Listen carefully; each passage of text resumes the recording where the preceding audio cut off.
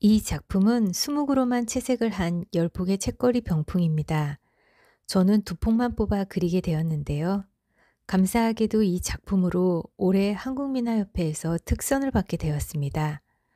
저에게 행복한 자랑거리가 된 첫 책거리 작품을 소개하기 앞서 그보다 그동안 그림 그리면서 알게 된 책가도에 관한 설명을 조금 하려고 합니다.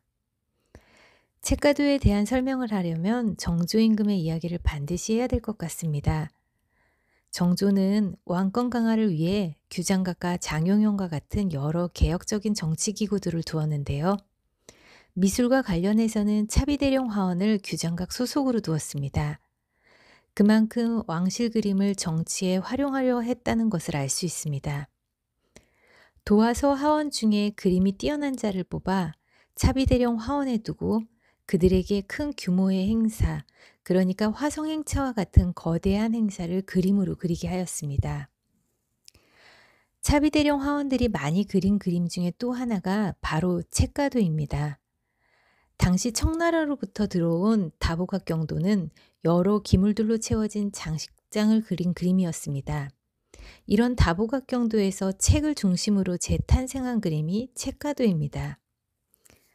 학구적인 성격의 정조는 어자 뒤에 배치하던 1월 오봉도 병풍을 지우고 책가도 병풍을 세울 정도로 장려하였습니다. 책가도는 선비들의 지지를 이끌어내는 훌륭한 수단이 되었습니다. 이러한 임금의 장려에 힘입어 양반 집안에서는 저마다 책가도 병풍을 두는 것이 유행하게 되었습니다.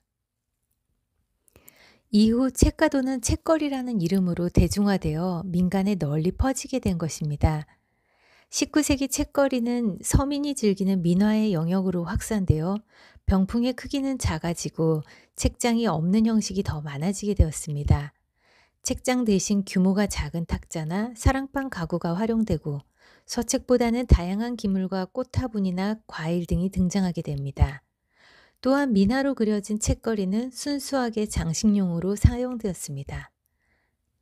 제가 그린 책거리 열폭 병풍은 19세기 말경에 주문 제작된 것으로 추측하고 있습니다.